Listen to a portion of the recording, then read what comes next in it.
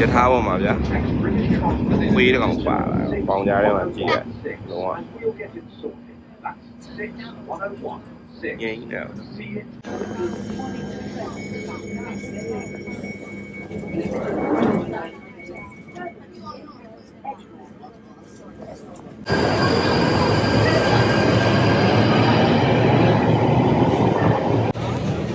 အခုရောက်နေကျွန်တော်တို့ Camden Market ကိုရောက်နေဖြစ်ပါတယ်ဆိုတော့ဒီမှာဗျာအဲ့လိုမျိုးနည်းနည်း street ဆန်တဲ့အားမျိုးတွေတွေ့ရပါဘောเนาะအဲ့လိုမျိုးဟိုလူတွေတော့အများကြီးပဲဒီနေ့ပြီးတော့နေလဲတာတော့လူများတော့ဟိုဘယ်လိုခေါ်မလဲနေမိုးမရွာဘူးဗျာရာသီဥတုကောင်းတယ်ဗျာအဲ့တော့အပြင်ပို့ထွက်ကြပါဘောเนาะဟိုးရှိမှလူတွေအများကြီးပဲ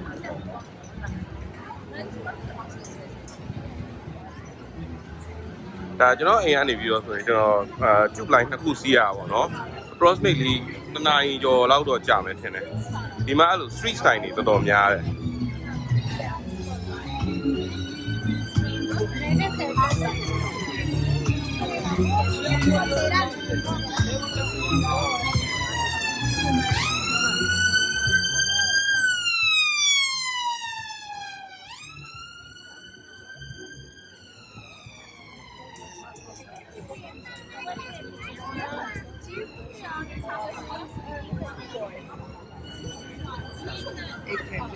ကျွန်တော်ပြောရတဲ့ဆိုင်လိုမျိုးလေးလိုက်ကြည့်နေတာပို့ပြီးတော့ကောင်းမယ်ဆိုတော့ကျွန်တော်ဘာမှမပြောတော့ပါဘူးဒီမှာဆိုရင်အဲ့လိုမျိုး boost တွေကြောင်းတယ်ဗျာ street stand နဲ့ boost အဲဒီမှာအင်းနေလားမသိပါဗျာ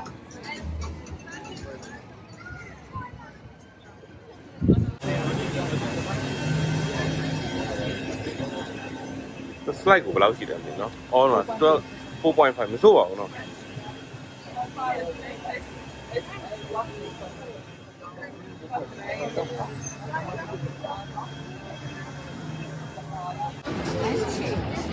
Ahí le falta. Oh. Oh. Puriada, ¿no? Sorry. Oh, not bad. Price here. What? Tuna, came back. Salmon. Huh? Okay.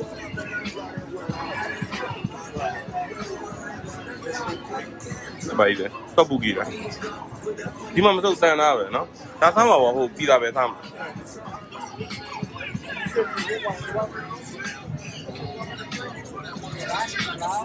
အဖြစ်ပါတယ်ဒီ all ဝယ်မလား Chanel ဝယ်မလားဒါမှမဟုတ်ရင် Chloe လားအဲ့ Chloe လို့ခေါ်တာ Chloe ဝယ်မလား Prada ဝယ်မလားအကုန်ဝယ်လို့ရပါတယ်ဒီနားမှာကျွန်တော် describe လုပ်ရမယ်ဆိုဒီနားဘာနဲ့တူလဲဆိုတော့ပန်းဆိုးတန်းလိုနေရာမျိုးဗျာမြန်မာနဲ့ပြောရင်ယိုးတရားဆိုလို့ရှိရင်တော့ဒါဒီပတ်ပုံးမဟုတ်ပါဘူးယိုးတရားမှာဆိုရင်အဲ့လိုမျိုးအတုတွေရောင်းတဲ့နေရာကြီးရှိရဗျာအဲ့လိုနေရာမျိုးပေါ့နော်ဒီနားအဲ့လိုမျိုးဆိုတော့လူတွေကတော့အများကြီးပဲနေရတယ်အရန်တူနေရောဗျာအဲ့လိုမျိုးလာကြပါဘောနော်ဒီမှာပါ Camden London ဆိုပြီးတော့ဟိုအားလုပ်ထားပါတယ်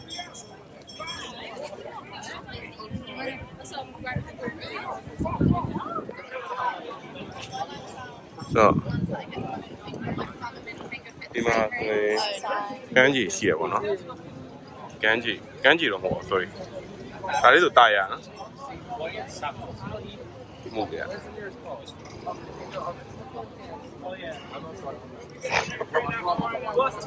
ဒီနာ street အထာတွေပေါ်ပါတယ်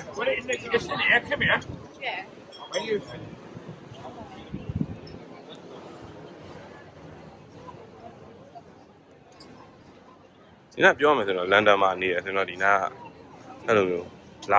လာတဲ့နေရာတွေမှာပါပါတော့အဲ့လိုမျိုးလန်ဒန်ဒီမျိုးပြကြီးရမတူတဲ့ site တစ်ခုကိုကျွန်တော်တွေ့ရတယ်ဗျာအဲ့လိုမျိုးဈေးတွေလည်းမစိုးဘူးဗျာဒီမှာတစ်ခုစားမယ်ဆိုလို့ရှိရင်ဈေးတွေအရင်တက်ပါတယ်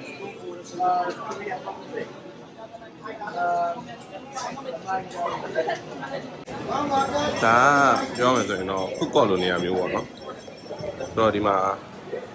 အဲ့လိုမျိုးခိုင်ထားလို့ရတယ်ဗျာဖုတ်ကော့အစုံရှိရတယ်စားသောက်ဆိုင်တွေရှိမယ်ဆိုင်ကန်းတွေရှိမယ်ဆိုင်ဆိုလဲအဲ့လိုမျိုးအတုတွေရောအစ်စ်တွေရောပြီးရောင်းတာတွေရှိမယ်စုံရှိမယ်ပေါ့နော်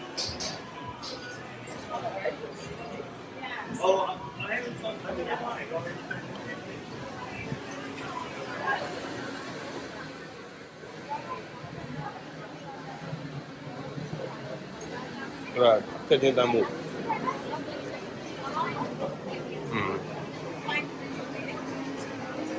你妈是不是啊？目的。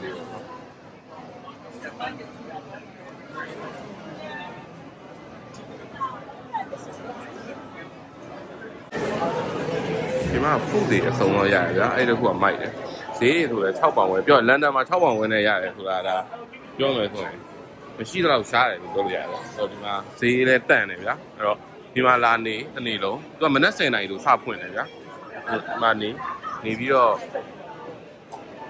စားတော့ရှေးဦးပေါ့နော်အဲ့လိုမျိုးပေါ့ဆိုတော့ဒီဘက်ကကျတော့ Asian ဒီဘက်ခြမ်းကကျတော့ကျွန်တော် Asian food တွေရှိမယ်ပြီးရင်ဒီဘက်ကကျတော့ကျွန်တော်စိတ်တင် European နဲ့ပတ်သက်တဲ့ food မျိုးရှိမှာဘာလို့ကျွန်တော်ဘာကာတို့ဘာလို့စပြီးတွေ့ရတယ်ဆိုတော့ဒီဘက်က European နဲ့ပတ်သက်တဲ့ဟာရှိမယ်ဟိုဟာတွေရှိမယ် cheese wheel ဒီမှာ cheese wheel ရှိပါတယ်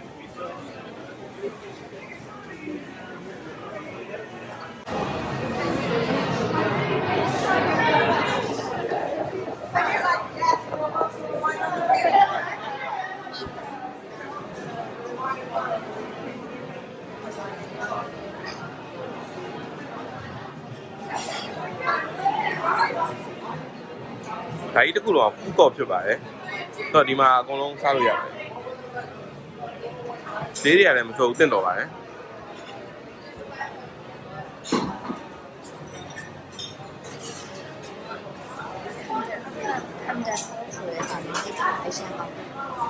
Okay。ဖိုင်မယ်။ညနေကောင်းတယ်ပဲ။တောက်ကြည့်အောင်ဟိုနဲ့တောက်တယ်။နဲ့တော့ကောင်းတယ်ပါဆိုတောင်းတယ်ကောင်းတယ်။ Okay。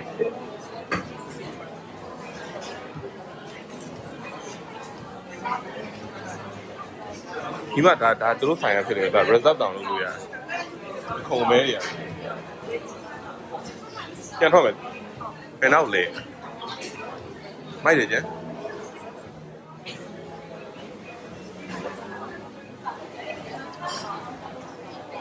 အဲ့ဟိုဗာလဲဂျန်ချင်း square မှာရှိတဲ့ဆိုင်လိုမျိုးလေသိလားအဲ့လိုမျိုးလုံးဝအိုးတစ်ခါတည်းအပူနဲ့ဒါမြန်မာဆိုင်ပါမြန်မာတွေပါပဲဗျာဟုတ်ဒီမှာနေဖိလစ်ပင်းနဲ့တူလို့ဖိုကေဘယ်လိုလဲသူကဖိလစ်ပင်းအော်ဖိလစ်ပင်းနဲ့ကိုရီးယားမင်းသားဆိုတော်သေးတယ်ဗျာဟိုပါရကိုရီးယားလည်းပြောတယ်လားပြောတာစီရောကစီနီကာဒီဆန်မြန်မာဖိုင်မှာနာမည်ဖတ်ကြည့်လိုက်ဗျာဒီမှာတခါတည်းဒီမှာဟုတ်မို့တည်တော့ဖိုကေတဲ့ကြီးတာဖိုကေဘာညာမြန်မာတိုင်းကမြန်မာဖိုကေဖြစ်ပါတယ်ဒါပေမဲ့တော့ဖိုကေလို့လို့ပြောဂျပန်မီးဖုံးတွေချိန်တာကျန်းဒါမှလာစားကြပါကျွန်တော်ဒီနေ့တော့စားပြမယ်မဖြစ်ပါဘူးတော့ကျွန်တော်ဒီနေ့စားခြင်းနဲ့စားအားရမဟုတ်ရတော့ကျွန်တော်စားပြမယ်မဖြစ်ဘူးဒါပေမဲ့ဒီမှာလာစားလို့ရပါတယ်ဖိုကေဆိုရင်မြန်မာဆိုင်ပါ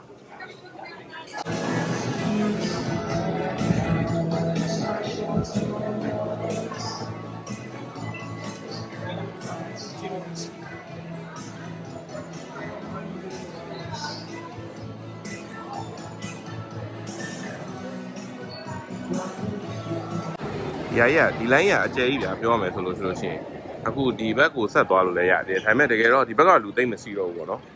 ဒီဘက်ချမ်းကပူစီတယ်ဒီဘက်ကိုသွားလို့ရှိရင်စောနာကျွန်တော်တို့ဒီဘက်ကလာတာပေါ့နော်အဲ့တော့အခုကဘိုက်စားလို့ဆိုကျွန်တော်ဒီဘက်မှာတော့ပြန်စားရမယ်ဒါပေမဲ့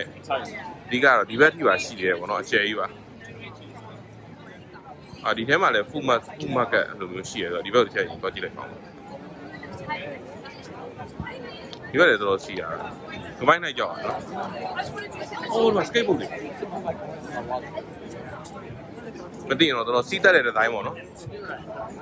အဲ့တော့မစီးတတ်ပါဘူးဒီမှာလည်း street food တွေရှိပါတယ်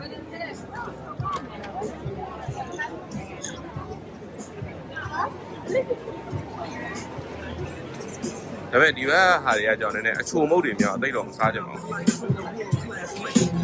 ပီဇာကြီးပဲဟုတ်တယ်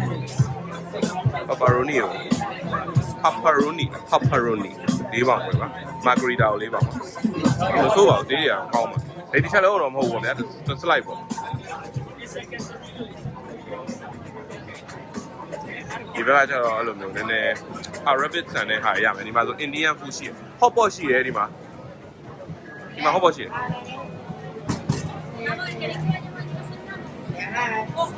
်ဒီက hot pot ကြီးတယ်လို့ဒီက Indian food ပါ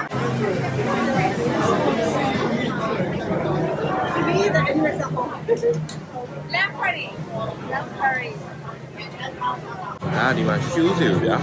customize လုပ်ပေးတဲ့ဟာမျိုးပေါ့နော်အဲ့တော့ကျွန်တော်ဒီမှာလည်းရွေးလို့ရတယ်ဘယ်လို shoes မျိုးတွေလိုချင်လဲဆိုတဲ့ဟာကိုလည်းရွေးလို့လည်းရတယ်ဗျာဒီမှာတကယ်တော့ဒီမှာ customize လုပ်ပေးနေတာပေါ့နော်ဆိုတော့အဲ့လိုကိုယ့်ရဲ့ shoes တွေကိုယူလာပြီးရင်တို့ဟိုလုပ်ပေးပြီးတော့တို့ဒီမှာလည်းဝယ်လို့ရတယ်ဖြစ်တယ်တခါလေတချို့တွေကြောင့်တခါလေဝယ်ပြီးလို့ဆိုလို့ရှိရင်ဒီမှာ customize လုပ်ပေါ့နော်အဖြူတွေပေါ့မှာဒီလို design တွေပေါ့နော်ဒီမှာ Spider-Man design တွေဒါမျိုးလုံးဝဟို classic ပေါ့နော်ဒါကြီးဆိုဆောင်းလိုက်အဲ့လိုမျိုးလုံးဝလုပ်ပေးရပါတော့ဆိုတော့ဘယ်လောက်ရှိလဲတော့မသိဘူးဒါပေမဲ့မိုက်တယ်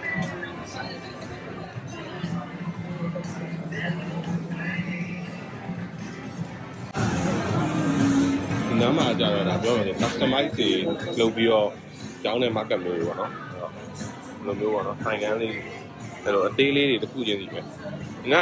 ယိုးရအောင်တတိယကယိုးရဆိုင်လေးလိုပဲနော်ဒီကယိုးရနဲ့တူတယ်နော်ယိုးရလည်းလို့ morning market အဲ့လိုမျိုးဆိုင်အချင်းချင်းလေးလေအဲ့လိုမျိုးတွေရောင်းတယ်ဟာတော့ဒီမှာအဟောင်းတိုင်းကင်မရာတွေရှိတယ်နော်ဒီရဲ့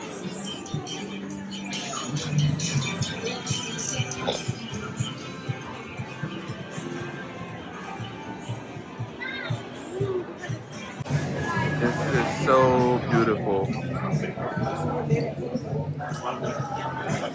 It's all right.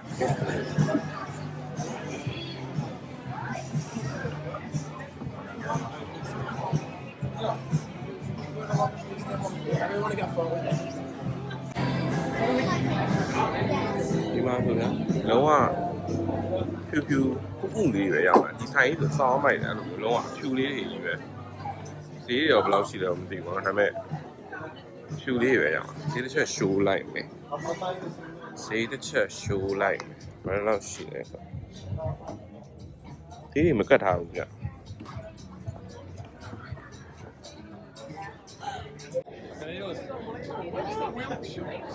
You sit right here. Maybe that's all right.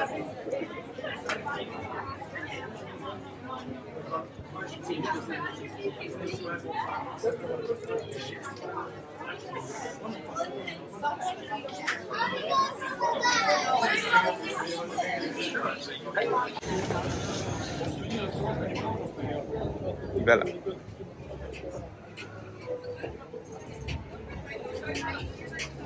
Come in that little Molly.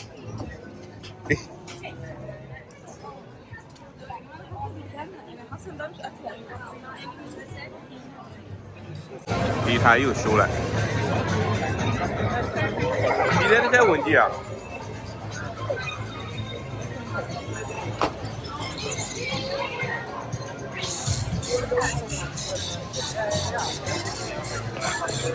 好啊。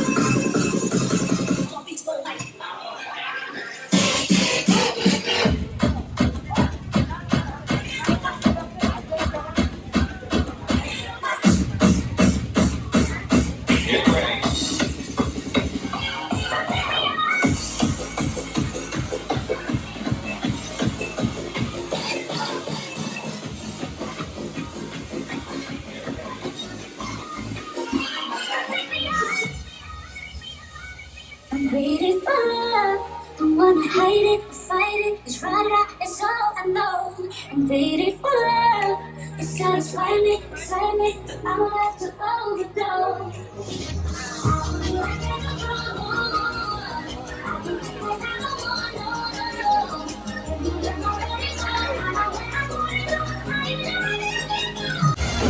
ဒါကြီးကစောက်ရမ်းမိုက်တယ်လုံးဝ brave လုပ်လို့ရတဲ့အခါမျိုးကြီး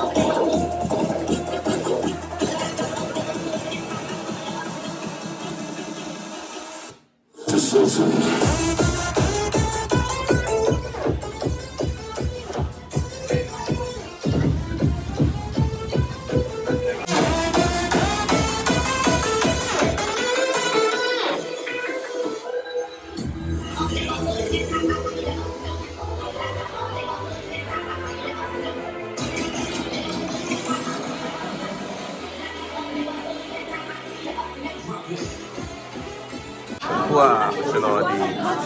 16ဆိုရဲကိုရီးယားဆိုင်ပေါ့နော်ရောက်နေပါဒီမှာတူနာဒီဘက်ထားမယ်နောက်ပြီးဒီဘက်မှာရောလာတဲ့ original content တော့ပေါ့နော်ထားပါမယ်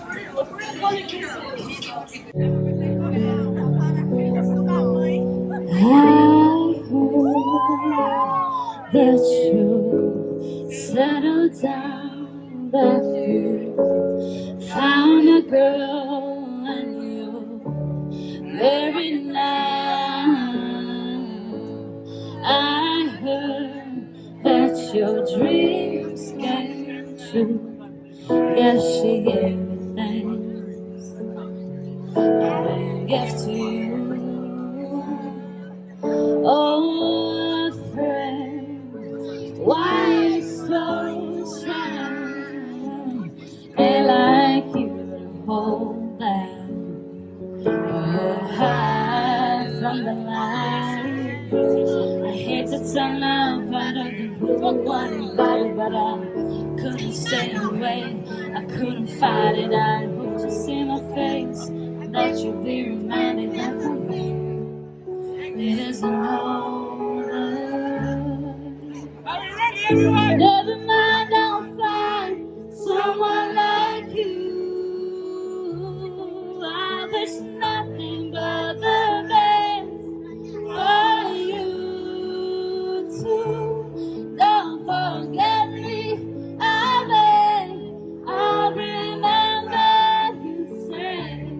Sometimes it lays enough, but sometimes it hurts instead. Yeah. ဟိုကကျင်းတော့နေတိုင်ပါတယ်တော့ကျွန်တော်ပြန်လိုက်ပါဦးမယ်